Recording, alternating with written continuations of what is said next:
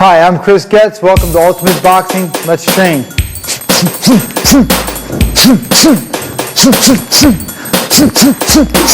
got to punch from the guard. You got to keep that right hand up, right? Good. Yeah, pace yourself, but you got to go for 30 seconds. Make sure your hands come from your guard, Shane. Make sure they come from the guard.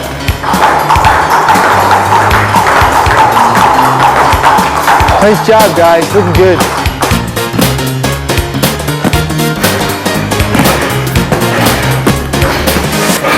See, now always comes back to the jab. No matter what round it is, at what point in the fight, it's always going to start off the jab. Right, send that jab, find the right distance. There you go, that's good. Yeah, your uppercut's gotten stronger. Yeah, good job.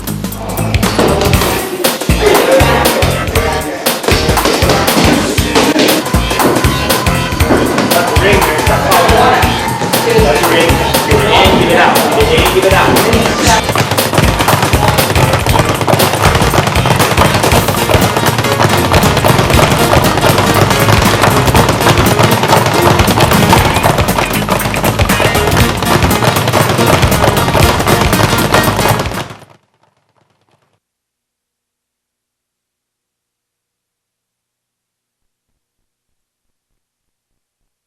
Hello, I'm Getz. Welcome to our video on sparring and fight preparation. I'm fortunate today to have Ulysses Nava and Alejandro Cruz to help me. We're going to show you a little bit about how you plan out a fight, what you do in the first round, the second round. In fact, we're going to do 5 rounds, and we're going to work through the 5 rounds on how the fight would naturally progress. Now, these guys are not here to fight. They're here to spar. They're here to work with each other. So they're not going to be going out there to knock each other out. They're out here to work and to learn the proper strategy and the proper fundamentals and how they apply in the ring. Now, the first thing is that they have the proper equipment. They're going to have 14-ounce gloves. Now, these gentlemen, because they're under 130 pounds, wear 14-ounce gloves. From 130 to about 165 pounds, 170 pounds, I have my boxers wear 16-ounce. Now, that's just for sparring purposes. When they compete, they wear 8 or 10-ounce gloves, depending on whether they're professional or amateur. They also have good, strong headgear on that will protect them. They're wearing a cup, and they have good, flat-soled boxing shoes that'll help them move around fluidly. So we're going to start off with round 1. And round 1, what we're going to have them do is just feel each other out and just throw nice straight punches, keep their distance, see how the other person reacts, and how the other person defends.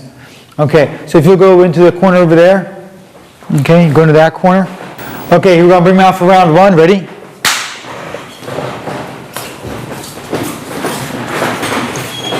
Now, see, these guys are going to start by putting that jab out there, right?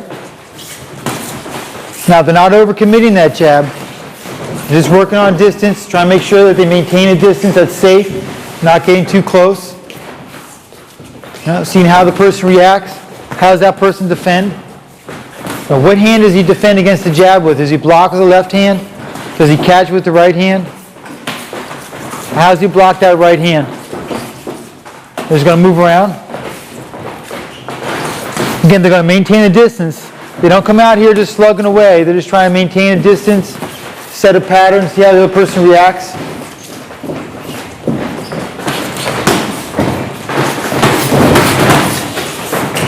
Okay, even throwing that right hand is dangerous in the beginning. They're mostly going to be throwing left jabs. They don't want to be walking into anything, so they're careful about leading with the head.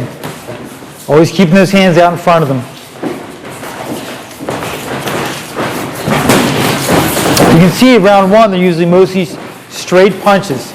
Combination of straight punches, they double up that jab a lot. And they circle each other left and right. They don't move back straight. They circle and they move to the side.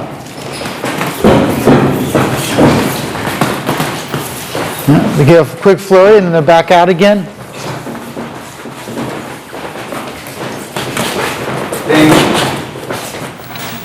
So you can see what round 1 is like. They're just trying to feel each other out. They do that by setting that left jab out there in front.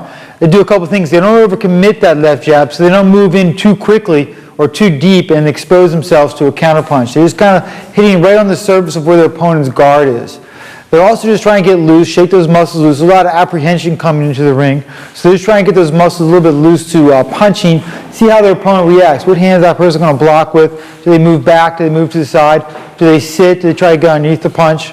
And they're also setting a pattern for what they're going to do in the next round coming up.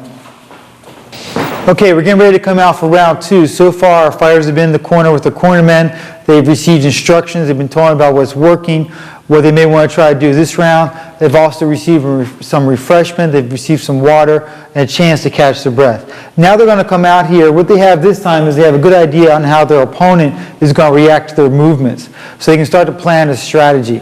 So let's see what strategy these guys have been formulating with their corner in between the rounds. So here we come out for round number 2. Ready?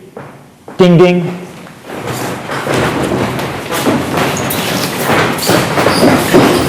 And they go right. They start the same way they start the first round. A lot of straight shots, a lot of jabs, a lot of circling their opponents. Don't see anybody really following up that jab too much. All right, they're just kind of keeping that distance. All right, now you start to see them attack that body a little bit. All right, so they're opening up a new line of attack. Now they come in with that straight jab to the head, but now they're bringing the punches down the body. And that's the first change-up you're going to see between boxers.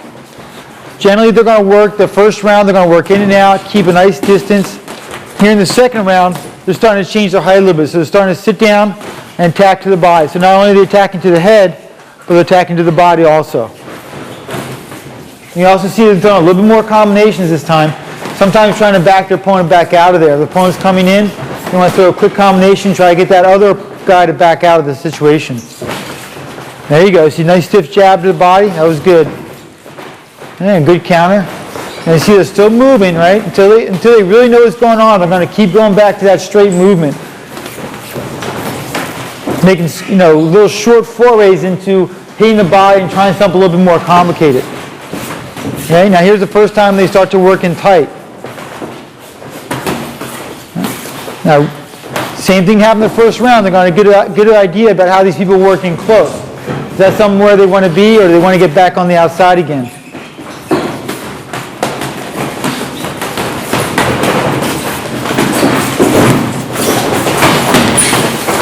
Time.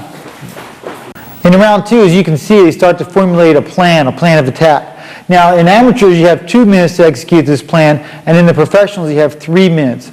You may space it out a little bit more in professional because you have a lot longer to have to endure. But they start off with the straight shots. They came out there the same way they did in round 1, but they start to quickly move into other areas of attack. And the first area they're going to look for is changing their height. So just like the first round, they're moving in and out, getting a quick jab, and they're getting right back out. But now they're going to stay in there a little bit longer, try to follow up with that right hand, and they bring it back down to the body. So it's been, up to this point, round 1 was straight punches, jabs, and straight rights, coming back with a straight jab. This round, they stood a little bit closer. After the right hand, they were able to throw left hooks. And even so, you thought the left hook was primarily thrown to the body. They're trying to slow their opponent down a little bit by attacking the body. Let's see what they have planned here for round 3, and it's how much they've progressed in their plan of attack. Okay, you guys ready? Come out for round 3. You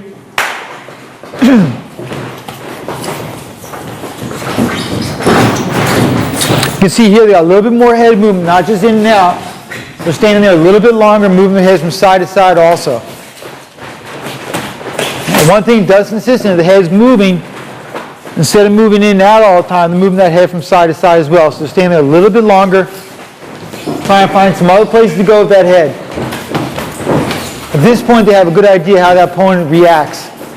They have a little bit more confidence to stay in there close.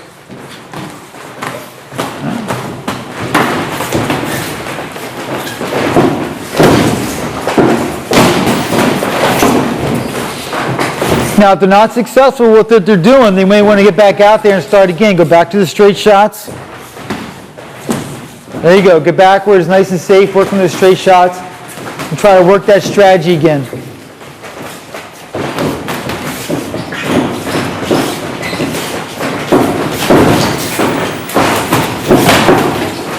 Okay, attacking the body.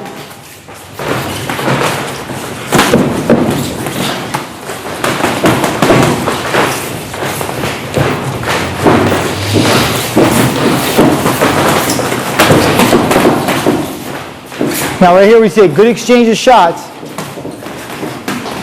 We don't know if it's a good idea to take too many shots. You guys want to move around a little bit. Still got a lot of time left in this bout.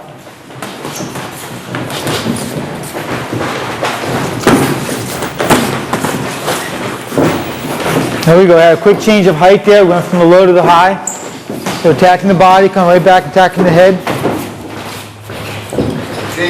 Okay, good. Okay, here we are. We're moving into the fourth round here. This is when endurance is going to play a big part.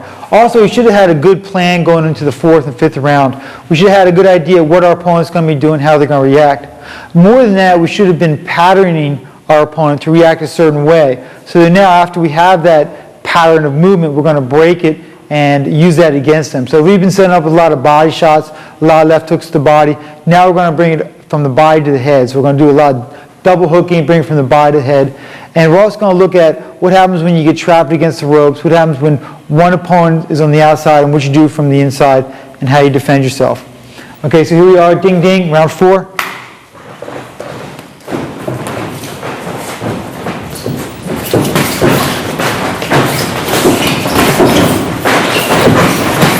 See, now it always comes back to the jabs. No matter what round it is, at what point in the fight, it's always going to start off the jab. Right, send that jab, find the right distance. The responsibility of the jab is to get your opponent to sit on his heels. Use that jab, try to get him to sit back for an instant. If you can get your opponent to sit on your heels, he can't counterpunch you effectively. It's going to make it very easy for you to come in. So you just want to set that jab before you do anything else. There we go, yeah, one good jab, that was nice. Yeah, a good counterpunch right there. Coming right back. Okay, now we have one opponent against the ropes. Okay, good job. Now these guys are doing a good job. Let's take a look at what happens when one person gets against the ropes. So come on in here. Okay, now he did a good job keeping his guard up. So he has a good guard here. And what he has to do is he has to look through the guard. It may seem as if his hands are blocking his view, but he's able to see a lot of things through the guard. So if you'll come here, and stand this way just a little bit. Right. See, he can see where his hips are moving, how his hips are moving, how his shoulders are moving. So he can tell which hand the guy is going to punch with. So he can just relax and let the guy punch into him. So go ahead and punch a little bit. Right, so see what he's doing? Yeah, he's just watching through his guard, and he can sort of time counter punches. What he's actually doing is he's threading his punches into this man's combinations. So he's just watching, getting a rhythm, and he's trying to insert his punches into that rhythm. Another thing he's doing is he's using his rope here, sort of a rebound. So as the guy punches him, he lets him punch him into the round this way. It helps give him a little bit of a rebound. Right? Helps him come back with his counter attack. Right, keep going, just a little bit more.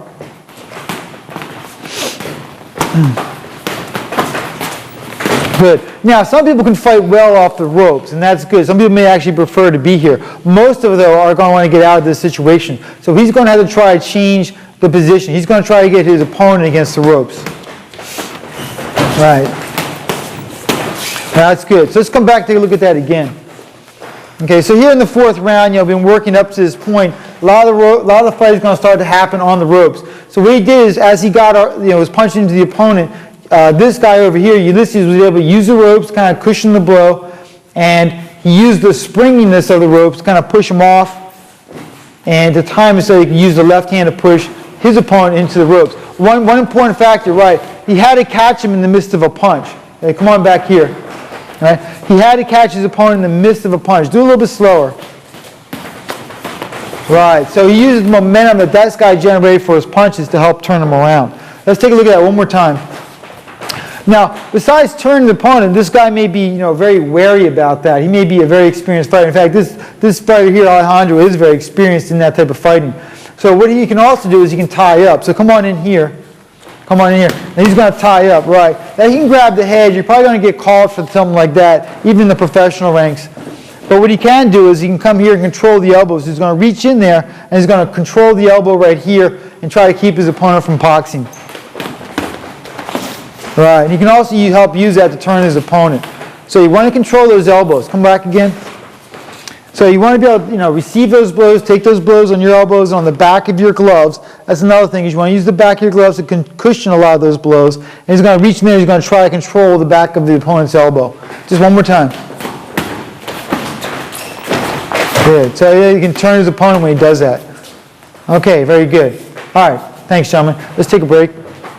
Okay, so we're here moving into round 5. Let's take a look what happened in round 4. Our opponents started to get a little tired, so they started resting on the ropes. Some people fight really well off the ropes. The other thing is, people are looking for the knockout, so they're going to be trying to trap their opponent against the rope. So we had one guy looking for a rest, another guy looking to get his guy trapped against the ropes where he can do some damage. Now, this is a 5-round fight. There are no 5-round fights in boxing. This is to illustrate 5 major points about how to conduct a fight. You may spend 2 rounds feeling out your opponent. You may spend more than that trying to set a pattern. If you're going into a 6-round fight or 8-round fight, of course you're going to need some more time to set these things up. And you may not pull them out until the later 6th, 7th, 8th round. Now, we're moving into the 8th round, we're moving into the 5th round here. And what these guys are looking for now is to really rack up the points, maybe get a knockout, try to get the guy pinned on the rope, try not to be pinned on the rope. Okay, so let's take a look at that. A little bit more action this time. Ready? Go. There you go. You can see the intensity is a little bit more. Each fighter knows he needs to get some points on the scorecards if he's going to take this victory home. So a little bit more intense. Not very much waiting. See, these guys aren't waiting. They're not waiting what the other guy is going to do. They're making a plan of action and just carrying it through. There you go. See, no waiting. As soon as they disengage, one guy's right back on the attack again. Always trying to be the first person. A lot of times we tell our guys, be first, be first. See some good shots being scored now. We got a little bit of a comeback right here. Keep moving, okay, right? And these guys start to tie up like this, okay, they're going to get broken by the referee, so let's break. So if you're getting tired, you may want to clinch, try to get the referee to call a break, get a little bit of breathing time. Ready? Go.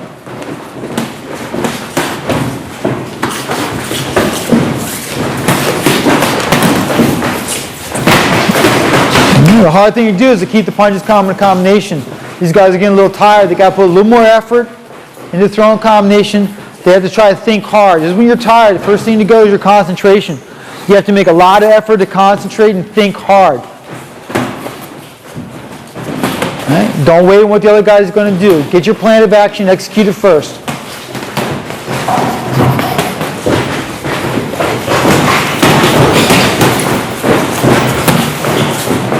Okay, we're coming to the close of the round here. The guy's going to heat it up. Try to get those last few points. 10 seconds. 10 seconds left. 10 seconds left.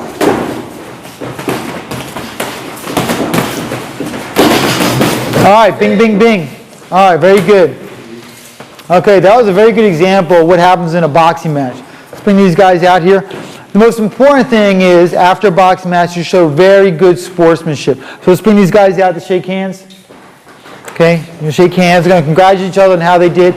Whenever we do sparring, the guys come up and they say to each other, "Good work," because that's what they're doing. They're working. They're trying to work themselves into being a top-notch athlete.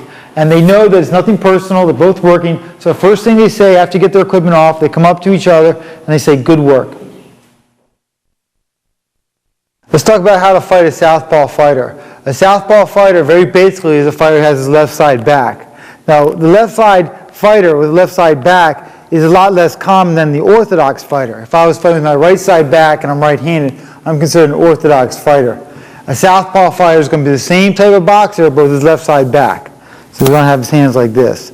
So his main punches are going to be his left hand, his nice straight left hand. So he's used to fighting orthodox fighter much more than orthodox fighters are used to fighting southpaws. So he has a little bit of advantage that he's more accustomed to fighting someone of the opposite side forward than the orthodox fighter is. Let me demonstrate southpaw with an orthodox fighter. I'm going to be the orthodox fighter. Alex is going to be the southpaw fighter. So when he comes in like this, I want to try to be on the outside of that foot right there. So I don't want to get him to cross my left hand. So if he throws the right hand and he crosses me, he's going to be very vulnerable. So I want to try to keep it out this way. So when his right hand comes in, I can kind of keep it over top this way. In fact, some of the shots I'm going to be looking for is going to be a wide left hook, see, a little wider than I'm used to throwing, so I want to get there real early, okay, and a very straight right hand. I don't want to come wide like this because look at his right hand. Throw your right hand. Throw your right hand, right? See, it's right here, right? So I've got to be careful that I'm not going wide on the right hand. It's a wide left hook and a straight right, and I want to keep my left foot on the outside of his right foot this way. Now, another advantage to that is I'm moving to here, looking for that outside position. I'm moving away from his power. There's his power hand, his left hand. So if his left hand is coming in towards me, I'm moving away from it. Throw the left hand at me. Boom, right. I'm moving away from the power. So if he happened to catch me, I'm going with the shot that way. Now, as I work to the left and look for those open shots with the wide left and the straight right, occasionally I'm going to feel like I have my opponent beat. I'm going to step back in front of him and attack him really strong with the right uppercut or the right hand. So there are times that you move to the right on the southpaw, particularly when you're looking for that real strong shot. Now, the reason I may step to the right here is because I got a lot of target selection. When I step to the right here, I have the whole body, this deep on the body, in shallow, and of course going to the head. So when I feel like I'm ready to have him off balance a bit, I make that move back in front of my fighter, and I throw the straight right hand this way. So for the most part, I'm looking to my left, I'm moving to the left, I'm trying to keep my feet in position where my left foot is on the outside of his right foot. That's an advantage position, and I can almost, cause my boxer to trip because his feet are going to, run into my foot, and he may fall off balance. Once I've established that pattern, move him to the left and on the outside, when I want to finish my opponent off, I'm going to take a short step to the right and look for my power shot that way. So that's what I want to look for, staying to the outside of my southpaw's foot, using the wide left hand, the super straight right hand, and when I feel like I have my opponent knocked off balance, make that move back in front of my fighter and throw the right uppercut or the straight right. Attack the center of his body, attack him in the center of his face. Okay, so I'm the orthodox fighter. I'm going to be moving around to Alex, and how I'm going to move to my left. So I'm just going to move around a little bit, throw some punches. I'm going to be looking for the wide left hook and the straight right. He's going to be looking for the same thing on me. So if you happen to be a southpaw fighter, if you happen to be left side back, take a look at what Alex is doing and use that to teach yourself. So I'm going to move around. I'm going to be looking for the outside position, and he's probably also going to be looking for that outside position. So it's going to move around here, right? You still use your jab, right? It's a little wider on the left hook. Boom, boom. Try and step that right hand. So you may move that left hook here. Just try to get him to tap that hand on the side and come back with a very straight right hand. So move around here. Right? Just try and keep that distance. Now he's almost on the outside of my foot here, so I'm going to have to move and get back on the outside like that. Now if I feel like I have him beat, here, take a small step and come right down the center. Now even though I took that move to the right, see I'm still on the outside. I'm still trying to control the outside of that foot there. So move around,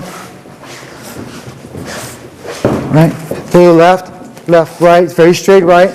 Boom. If I think I got him beat here, walk right back in front of him, take that right hand. So when I feel like I have him ready, I want him to walk into my power side, bring my right side around. That's the direction he's going to be moving, let him walk into my power side.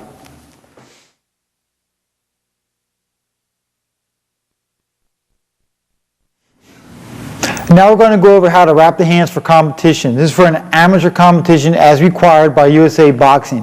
When you after you wrap the hands, they're going to check your wrist wrap to make sure it's done correctly and nothing is done illegally. And this is to protect the other athlete as well as your boxer. Now you want to protect the hand so it doesn't buckle down or buckle back excessively or even side to side, and you want to protect the thumb. The other thing you want to do is you want to put a little padding over the knuckles here to also protect the knuckles. Hold your hand back like that, right? Now, what you can do when you start is to get a little bit of extra padding built up. So take your 10 yards of gauze. Now, these gauze are sold in major boxing magazines everywhere, boxing catalogs, and they're all legal, and they're legal for both the amateurs and generally the professional also. So what we want to do is build a little pad first. So just hold your fingers like this. I'm going to go around about 7-8 times.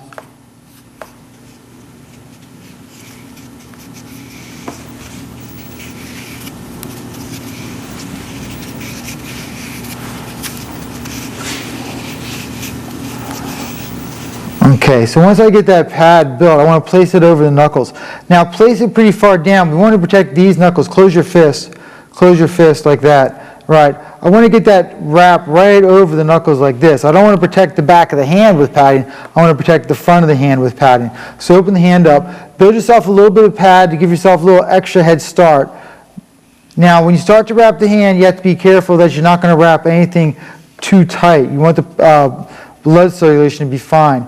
Careful to keep this right over those two knuckles.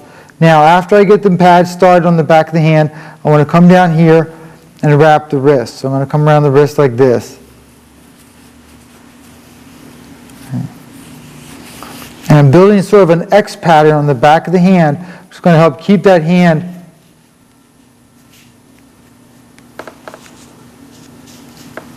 from buckling. Right, so here I go back over the wrist again. Now don't pull too tight. Now you want to keep it straight, but you don't want to keep it tight, because at the end, if the person's wrist is having blood cut off, it's going to be very uncomfortable for your fighter. You may not have time to rewrap. So you want to take your time to do it right the first time. Now when you go around the thumb, don't strangle the thumb. I don't think you should go all the way 360 degrees around anything. Just go around that thumb on one side, come back like this. Okay, take another wrap around the wrist, come here and catch it from the other side. So we completely encase the thumb, but we're not strangling it, because that's a very sensitive place for him to lose circulation. The other thing he wants to do is clench his hand from time to time so that we can be sure that's a good wrist wrap. Okay, go ahead and open up. All right, go here. Now, you're also going to go between the knuckles. So you're going to come up from the thumb side and go between the knuckles like this. Bring it back around the hand like this. Come back around. Now, there's a lot of very good artists who can wrap hands very well. This is just a very basic way to get you started on wrapping hands.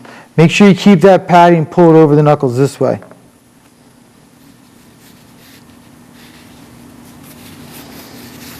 Okay, always going back to that figure eight back of the wrist.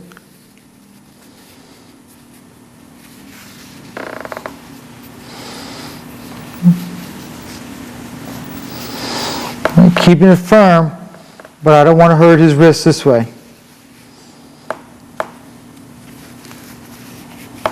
Okay, now we're going to go back around the thumb again. Just get a little bit extra there. Now you want to use up the entire wrap, so if you have extra, just come back here, build a little bit more pad on top of the knuckle.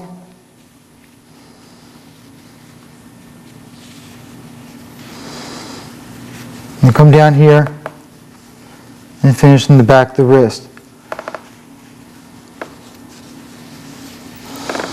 Okay, this is a very basic hand wrap. Now, just before you start applying any tape, make sure that everything is okay. So flex your hand. Okay, does that feel okay? That feels good? All right. Now, the amount of tape you get is very specific. You're going to have 1-inch tape like this, and you're going to get just enough tape to go against the back of the wrist. So you want to find where the joints are. So the top of this wrist right here, and I want the tape to kind of cover a little bit of the wrist, and I want to cover also where the small bones are, just above the big bone of the wrist like this. So what I'll do is I'll cut off a large piece of tape that's easy to work with.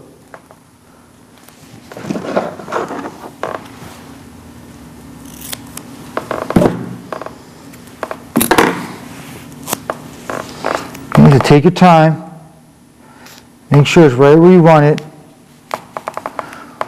Come around the wrist like that. And that's all you get for the back of the wrist. That's just to hold the wrap in place, add a little bit extra support. Now, you're going to get 2 pieces of tape where you can cross the back across the back of the hand. So let's turn your hand over this way. Now you can start in here a little bit. Your tape is not allowed to connect across the palm of the hand. We start right like this, put the tape there, turn your hand over, and I get to draw an X this way. Now I hold it with my thumb real firm so I'm not going to pull the wrap out of place. On that side, okay, turn your hand over.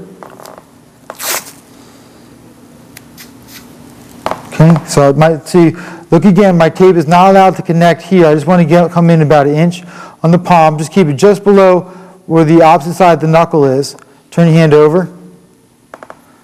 Okay, and then I get a piece of tape across the back of the hand this way. And that's all you get for amateur boxing. Okay, so it's meant to protect the hand, close your hand, protect the knuckles, okay, but you don't want to form a cast out of it from which you can beat your opponent with. Amateur boxing is a lot different than professional boxing. The safety of both fighters is at hand. When after you wrap the hand and he gets a 10-ounce glove It's a very padded 10-ounce glove where a lot of the weight is actually on the front of the knuckles to protect both the fighters.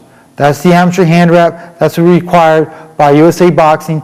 Practice your hand wrap a lot with your partner or with your boxer that you're going to have compete. So start taping their hand every day, wrapping with this gauze, have them work out with it, have them get accustomed to it. Learn how to make a nice tight wrap without cutting off circulation, trying to get as much of the padding on the back of the knuckles so they have protected knuckles, and then firm across the back of the hand, and the tape there will hold that in place.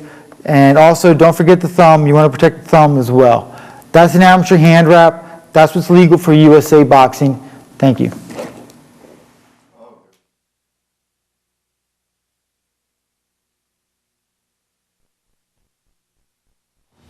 We want to talk about the mental preparation for boxing. What we do is we take a look at some of the elite athletes, gold medal winners, people who are record holders, and take a look at what their mental attitude is like. And one thing they all have in common is that they're overwhelmingly positive in all aspects of their sport.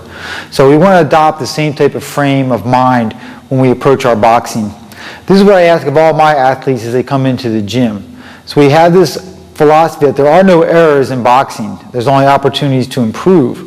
And that helps a lot with people who particularly are perfectionists. So I'll get someone in here, a new athlete, he's a little bit of a perfectionist, and he may get down on himself if he doesn't pick up something well right away.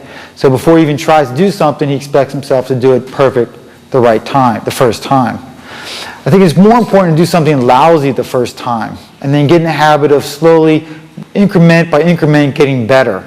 So don't expect to do it well the first time. Go in there with the attitude that you're going to do it lousy, and then you're going to work on it and get it done well. Another thing you can do is have a lot of positive self-talk. Get an inventory of phrases or words that are congratulatory. Great job, you did a good job, phenomenal. Make a list of about 25 words that mean like you did a great job. And repeat them to yourself every time you do something well, and learn to have your own reward built in. Another problem that athletes often run into is they have a lot of negative thoughts. They think about things that are bad in their fight, like getting hit or having a bad performance, and you want to try to eliminate negative thinking. One of the ways you can do that is to rehearse having positive outcomes to your event.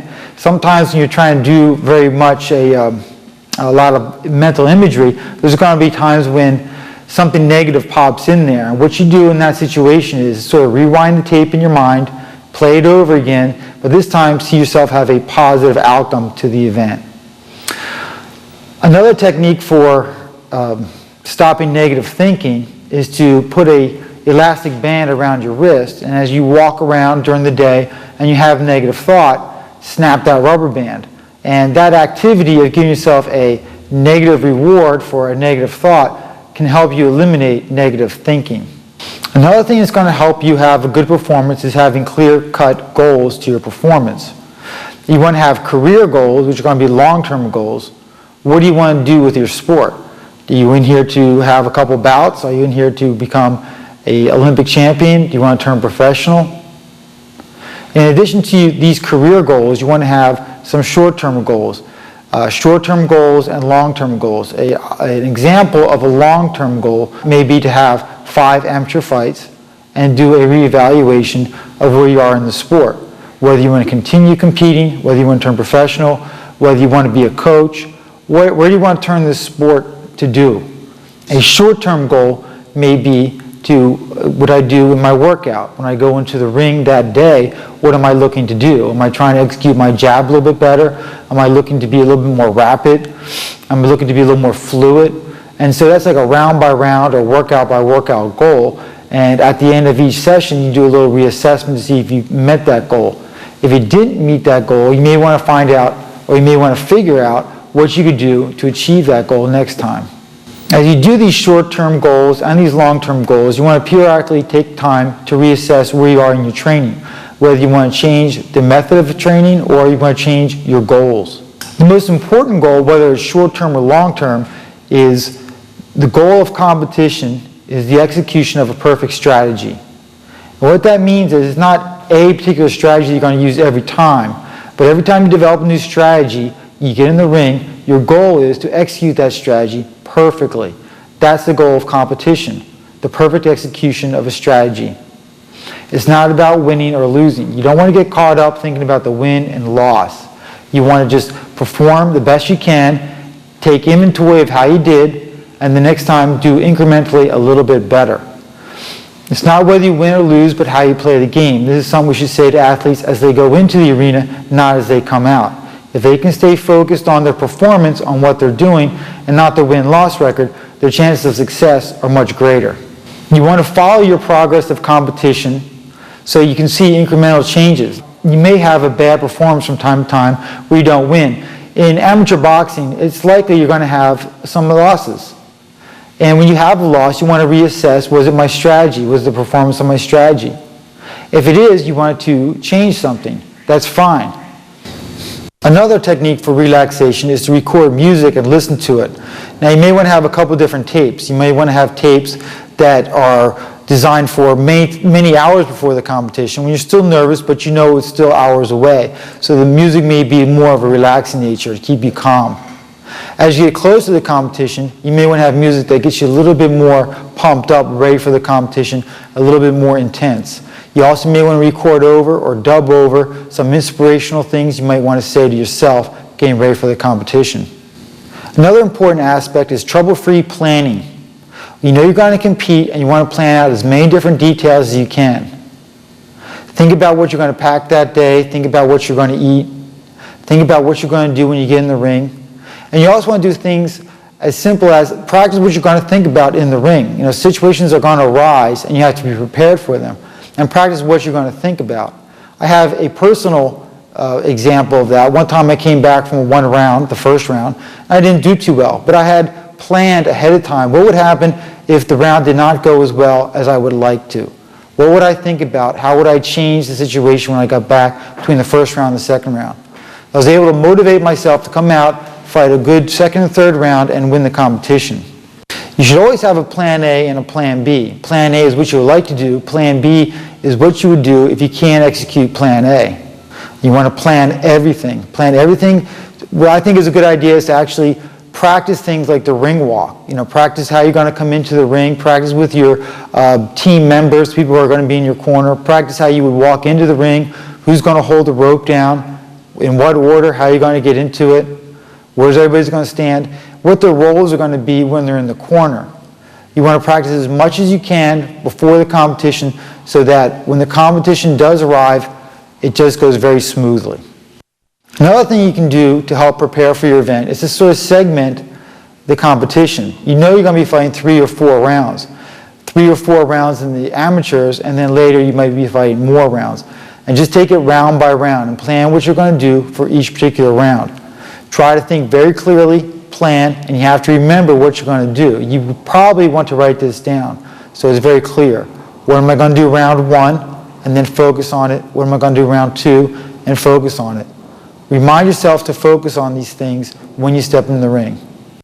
Another effective technique for positive thinking is to develop mood words. This is a good thing to do when you're in the midst of a bout, is to have words that you can bring up that are going to elicit a certain type of feeling in your body and a certain type of performance. Words like power, speed, force, pop, snap. These are ways that you want to move.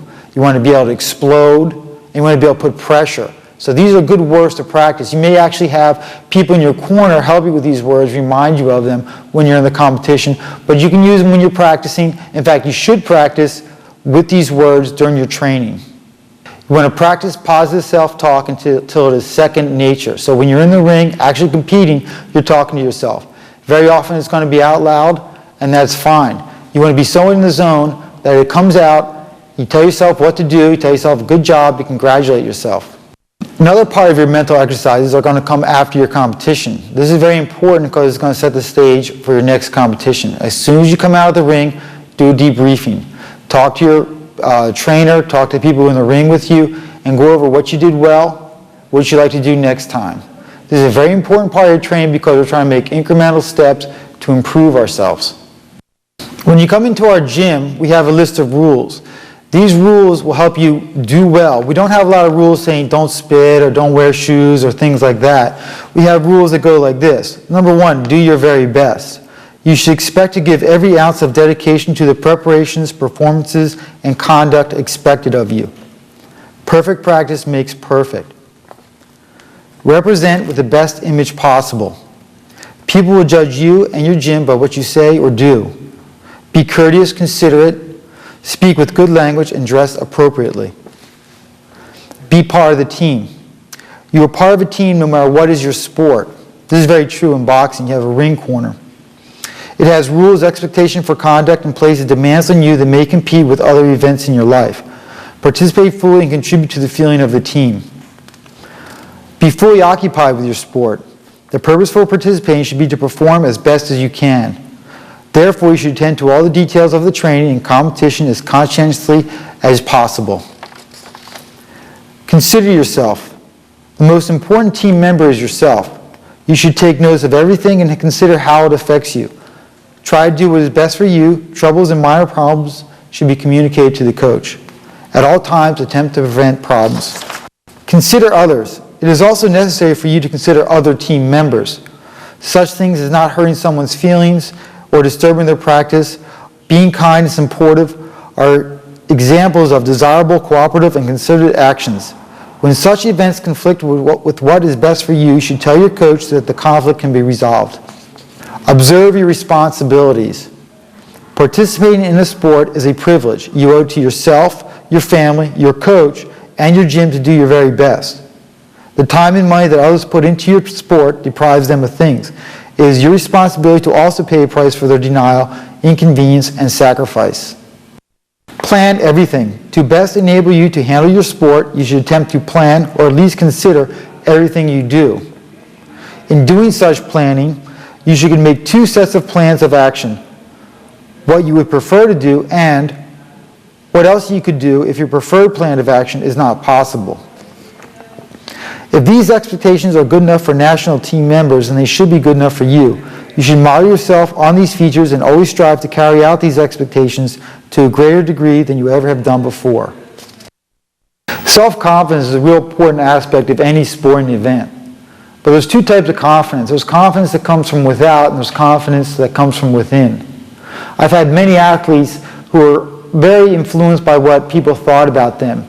In fact, they had almost no opinion until they were able to ask somebody, how did I do? Did I look good? That's not self-confidence. Self-confidence comes from within. Self-confidence is also a product of doing hard work. One of the things you can do during this hard work is to set achievable goals. When you achieve goals on a regular basis, you're going to help develop your self-confidence. And that'll carry over when you go in the ring.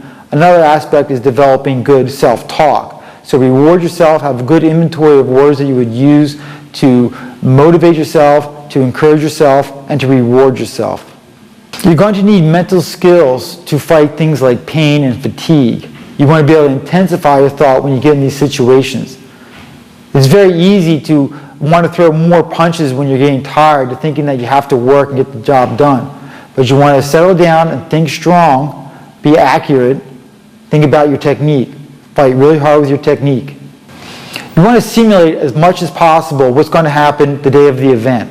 So in your corner, with the people who are going to attend your corner, practice how you're going to perform. That means how you're going to get the bucket into the ring, how you're going to get the stool into the ring. You have to practice how you're going to walk up to the ring, how you're going to get into the ropes. Before you even get into the ring, while you're at the competition site, you're going to have to plan out how you're going to walk, how you're going to negotiate the chairs, what corner you're going to be in for one, and how you're going to make it to that corner and get in. Leave nothing to chance. Plan everything. Plan for distractions. Distractions are going to happen, and how you handle them and how you focus is going to determine the outcome of your event. Another aspect of having clear mental capacity is to be able to rest, sleep, and relax. These are going to improve your mind. So make sure you get good rest, make sure you're able to get proper sleep, and rest between your activities. Be able to rest before your competition.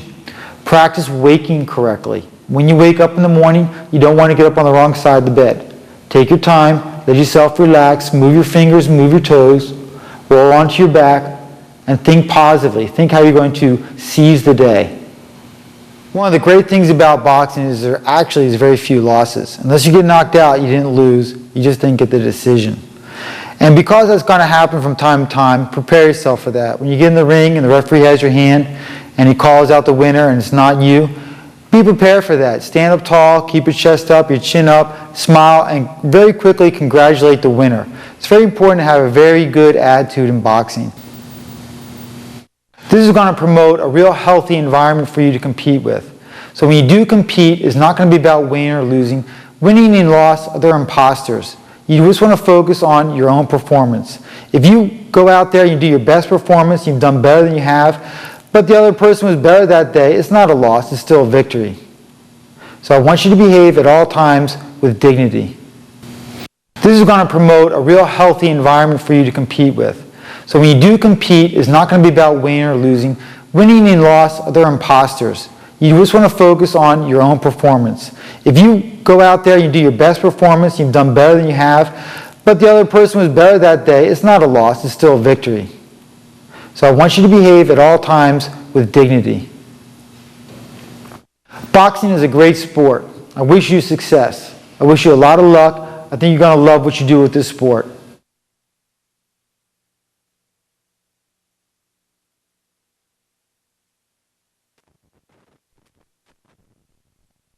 Hello, my name is Tony Krebs. I'm a professional boxing referee and judge with the California State Athletic Commission. Before that, I was with the United States Amateur Boxing Federation for 10 years, and I want to explain a little bit of the difference, the transition between the amateurs and the professional ranks of boxing. In amateur boxing, there's a saying, the three rules: safety of the fighter, safety of the fighter, safety of the fighter. In professional boxing, there's two rules: safety of the fighter, and give the consumer a good product. Give the people that paid good money to sit in the seats ringside an entertaining fight. And sometimes that is where the difference between amateur and professional boxing is the greatest.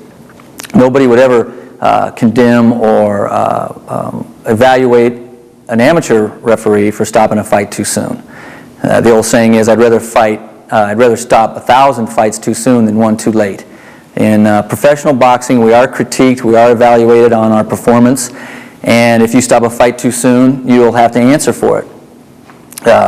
One of the mantras in professional boxing is unconsciousness is strived for, but death is not allowed. And the first time I heard that, that was a very sobering experience for me. We have to know how to let these athletes take enough punches to let them be knocked unconscious without letting them be killed. And that, you can imagine, is a very stressful thing to do. We can go through a little bit of the rules. Before each fight, the referee gives pre-fight instructions to the fighters in the dressing rooms. We go over the big fouls, the rabbit punches. This is very dangerous. We instruct them to watch the punches here. We tell them to watch the punches in the kidneys. We tell them to watch their low blows. We tell them if they knock a guy down, they don't hit a boxer while he's down. When they knock a boxer down, we'll signal down. We expect them to go to a corner. In California, any corner is neutral. They don't have to worry about a neutral corner. And we pick up the count. If a boxer is able to get up, and I evaluate if he's able to continue fighting, we'll wipe their gloves off and we'll give the command to box, and then the fighter can come in and hopefully finish the bout. When the fighters enter the ring for the bout, the pre-fight instruction serves as the first and only warning. I don't have to give a warning if I see a foul in the ring. The pre-fight instruction serves as their first warning, and it can be their only warning, and it has been if I think it's a flagrant foul. Intentional headbutt, a low blow, hitting on the brake, I can take a point right there, or 2 points, or I can disqualify a fighter. The power of the referee is unlimited in the ring. When the young men come to box, they touch gloves, and the bout starts with the timekeeper, of course, striking the bell. The referee's job is to keep the kids safe in the ring, the young men or young women, and to enforce the rules.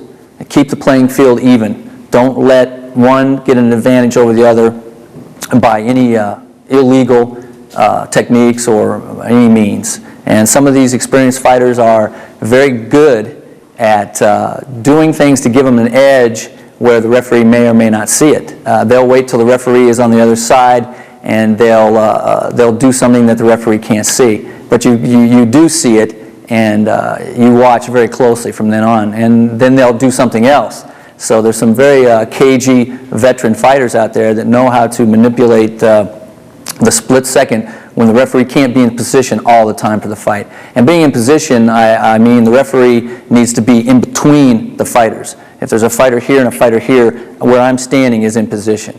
But there's always, when they're moving, you're going to be sometimes out of position, and that's when some things kind of curve that you don't see, but you try to see everything as the best you can. Another difference between professional boxing and amateur boxing is the equipment the fighters wear. The headgear, amateur boxers wear a headgear. They wear 10 and 12 ounce gloves depending on their weight. 10 ounces up to 156 pounds, and then over 156 pounds they wear 12. Professional boxing, they wear no headgear, and the gloves are 8 and 10 ounce gloves. And in certain situations, 6 ounce gloves are allowed in championship boxing by some of those sanctioning bodies. But in California, it's 8 and 10 ounce gloves. One of the things we need to do sometimes when boxers are in the ring is they'll get, another difference between amateur and professional boxing is when they clinch or they hold, that is not allowed at all in amateur boxing. And you give the command break very strongly, very command break. In professional boxing, there are times when a clinch is allowed. Fighters are allowed to grab and hold, but it becomes a holding when the referee tells them to break at that point. And I always give them instructions in the ring that I want them, or in my pre-fight instructions, I want them to break when I give them the command break. I don't want to have to wait in there, separate them, stop them, untie them. Sometimes that's unavoidable. They'll get tangled up. One guy's tired, won't let go. I have to say stop. I usually tap them on the shoulders, and I tell them this before the fight. That's me coming in. Don't swing. Stop. Stop punching. I'll tap them on the shoulder. I'll come in to protect myself from being hit, and I'll untangle them, I'll separate them, and then they can start boxing again. The length of the rounds and the number of the rounds in professional boxing, when young men and women become professional, they'll fight 4-round fights. And they're 3-minute rounds with a minute rest period in between. Then they'll graduate up to 6 rounds, 8 rounds, 10 rounds, and for championship fights, sometimes 12 rounds. It used to be 15, they don't do that anymore. So when you start out, you box 4 3-minute rounds with a minute rest period in between. That's the time that they get a minute. Their coaches and trainers and the athletes, that's their minute, we say. We don't like to interfere during that minute. If there's something that I need to address to a trainer or a coach, I'll wait till that minute is up. And I may have to call time, just tell his timekeeper not to start the round. And I might mention something to them, or I might mention it to them before they actually get to their corner and start their rest period after the round ends. Around the ring, we've got 3 judges and a timekeeper and various commission representatives during a professional fight. During the fight, a boxer is allowed 4 cornermen in the corner. They're allowed 1 in the ring, 2 on the apron, and 1 has to remain on the floor. Cut men, guys just carrying a bucket, trainers, managers, you're allowed 4 in the corner. During the rest period, we're watching to make sure that 2 people aren't standing in the corner. I mean, that's the rules. They're not using excessive Vaseline or anything you might think is illegal on a cut. During the 1-minute rest period during a fight, the referee walks around, collects the scorecards from the judges, turns them into the commission representative. But he's also watching in the corner of his eye.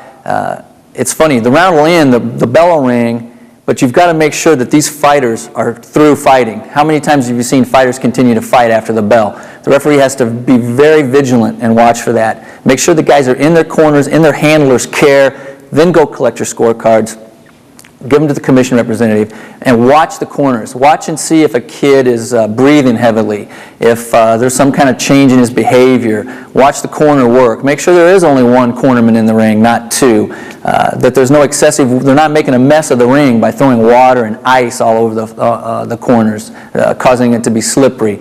No excessive grease, no illegal substances on cuts.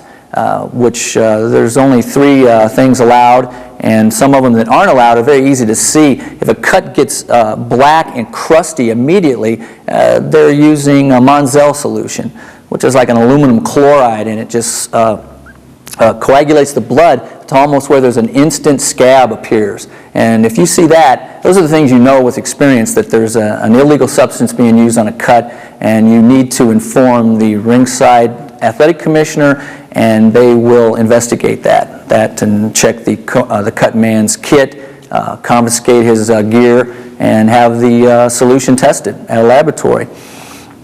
While the fight's in progress, the referee has to keep control of the boxers. And sometimes you'll have young people, young athletes that have had amateur experience, and they are easy to control. Sometimes you get guys in the professional ranks that had no amateur boxing experience, no kickboxing experience. They just trained and enter the ring. And sometimes they're a little hard to control. Your pre-fight instructions in the locker room are your number 1 tool. You lay down the law there, you establish your control then and there, and you probably won't have too many problems in the ring. But sometimes things get a little hard to handle. Very sharp, clear commands are the best. A lot of talking isn't my style. You sometimes see people talking to the athletes. Some of them are Spanish speaking, some of them speak Korean, Russian. I don't. I speak English, so I keep my commands very simple. Break, stop, time.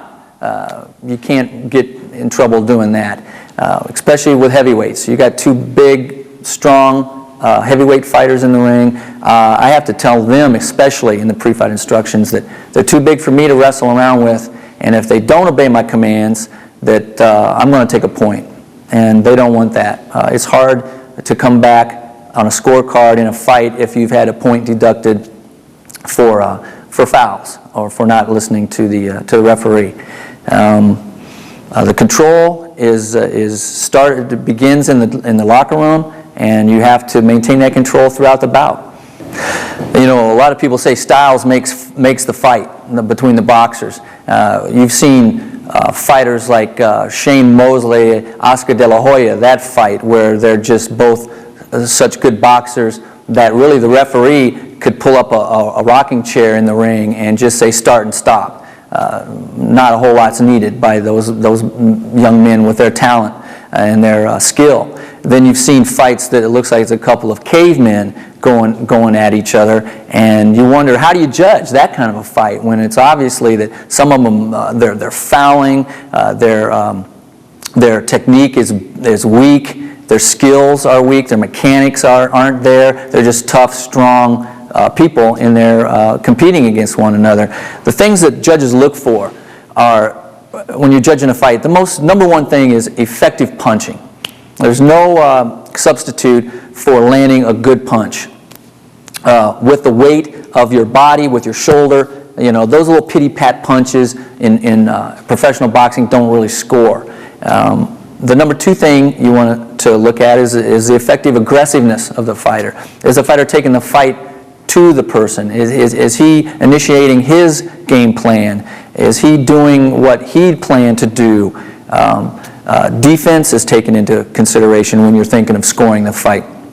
Is the fighter effectively scoring with punching, and is he effectively defending himself by slipping, bobbing and weaving, catching punches on his gloves, moving, footwork? Ring generalship comes into account in scoring a fight. Does the fighter, is he making the other guy miss by feinting and making him swing and making him miss by a mile? Is he changing? Is he doing something successful in the early rounds and the other fighter adapts to that, and then can you switch and show him a different angle or a different style, and then not stick to one rigid game plan? That you have the ring generalship, the knowledge, the experience to take the fight, change it, take the other guy's fight away from him, to change your things. If a boxer is knocked down, the referee will signal down. He'll signal for the other fighter to go to his corner. Here in California, we are concerned about the fighter that's down. the safety of that individual. We're not so concerned with the fighter going to his corner. We're looking at our peripheral vision, but you'll see some fights where the referee turns his back on the down fighter and will escort the boxer to the corner, and that's really not important. Focus on this kid.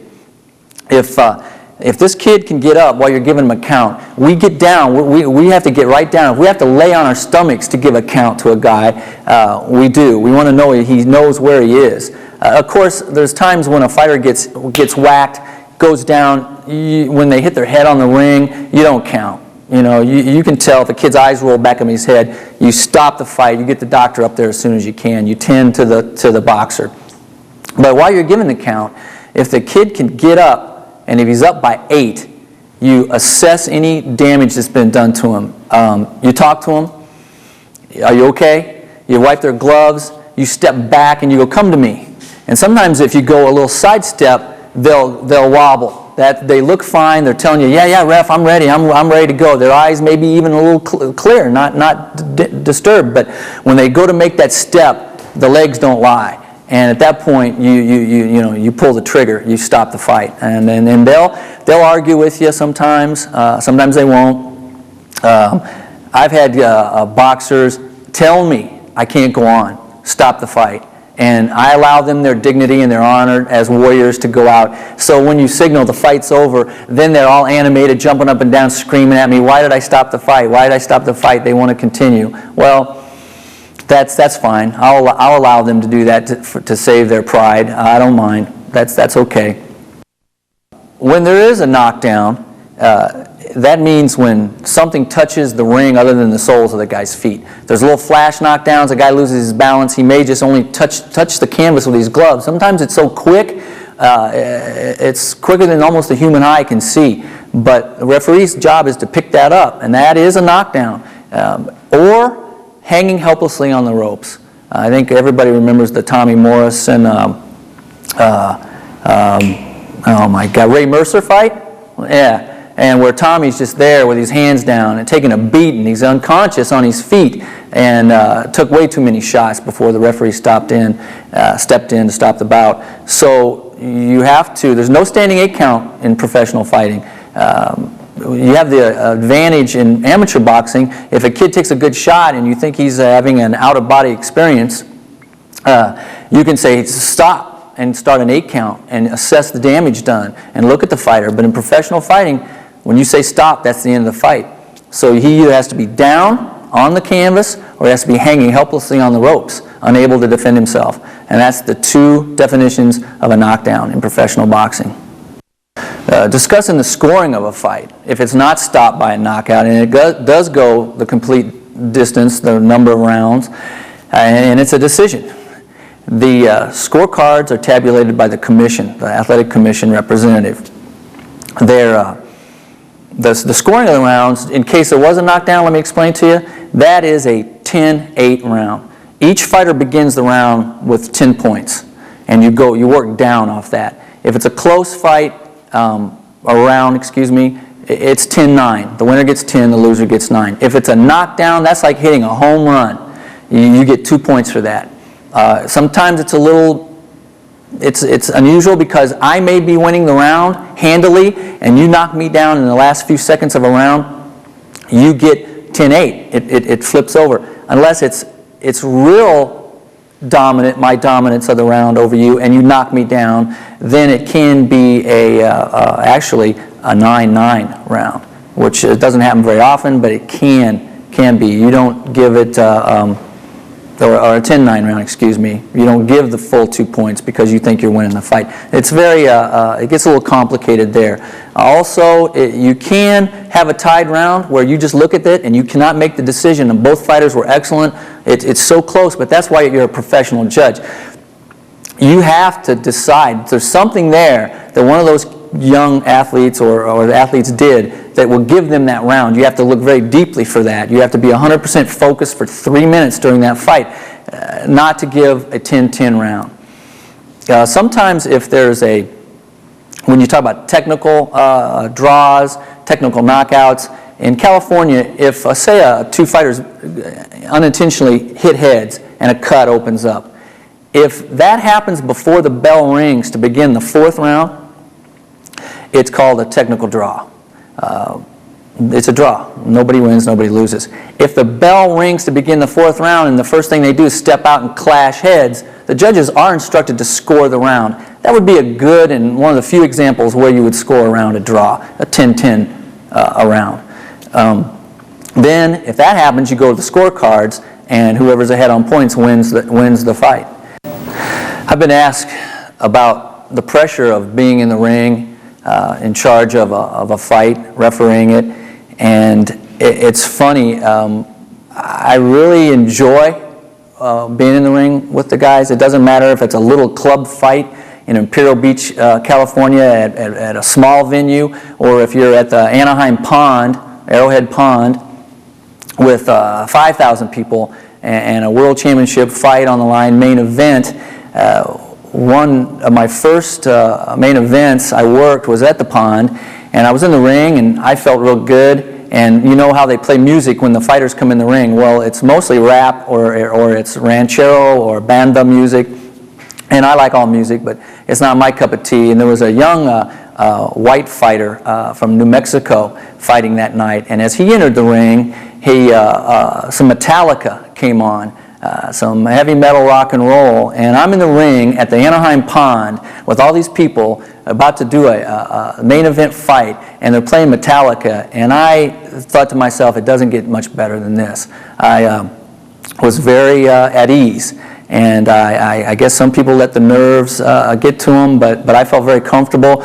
Sometimes during a fight, when the action heats up, and that's when a lot of guys get real nervous. A lot of referees get their body language, they stop moving, they get tense. They know something can happen because these kids are just throwing, deadly punches at one another. I find the action slowing down, going in slow motion, and I just feel myself grinning on the inside, not actually showing a grin on my face, but just knowing that I got the best seat in the house, and I know my job, and I know what I have to do, and these kids are putting on a hell of a show, and the crowds, the volume level's going up, and that's when I feel real good. I don't get goose pimples or flesh. I don't get nervous in my stomach. I'm just enjoying the show, and I'm very confident in my ability to do my job. So that's just me. It doesn't bother me. I think the 10 years I put in with USA Boxing and the 1,000 amateur fights I refereed has got a lot to do with that. I was scared to death the first time I sat in the ring. I did a smoker with the U.S. Navy down here on Coronado Island. And I was scared to death, and I was a little anxiety for about the first 100 fights. And then I felt like I'm in control. I know what I'm doing. And I continue to try and hone my craft and to be ever vigilant for the safety of these kids and to provide good entertainment for boxing fans. Historically, boxing has been illegal for more years than it's been legal. I mean, we go to the Roman gladiators, then it was illegal, and then the boxing birthplace again was England. The bare knuckle, that came to America, John L. Sullivan, they're on barges and rivers to escape jurisdictions of state and federal agencies. They don't announce where the fight is. They keep it secret. They're on trains in the desert of Texas. Judge Roy Bean was involved in a fight. The history of boxing is an amazing one. And I don't believe you're ever going to stop boxing. You have the naysayers about the health, the safety, medical, the AMA. Boxing is way down the list on injuries of sports. Football, gymnastics, jockeys are injured more horribly and more often than anybody in the boxing ring. So right now we're seeing a very popular time for boxing. It's always in cycles. It was very popular when Muhammad Ali was world heavyweight champion. We don't have a charismatic person now in that holding that title, but that always helps and makes things popular. Now with the increase in the physical fitness that we all know is so important for ourselves, our health, cardio boxing, kickboxing, boxing classes for the executive people, just the blue collar worker. They want to go to the gym and they want to work out. It's a good, healthy environment. The gym's a good place to spend your time, not only physically, but the coaches and the trainers there. it's a good all-around experience for a person, and I'm glad that boxing is popular right now. You watch TV, the commercials, they're showing a lot of boxing. The Ali movie just recently came out with Will Smith. It's just very popular. I don't think you're ever going to see it go away, and it is my sport, and I'm just proud to be here. That concludes this lesson. Thank you for joining our videotape series on Ultimate Boxing. Remember, to be good at boxing, you got to train regularly, train hard, and keep an open mind.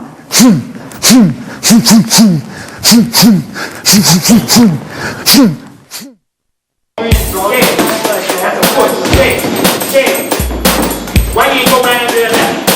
Go to the side of it. Go to the side of it. Go to the side. Upside down, man. Hey, don't stop.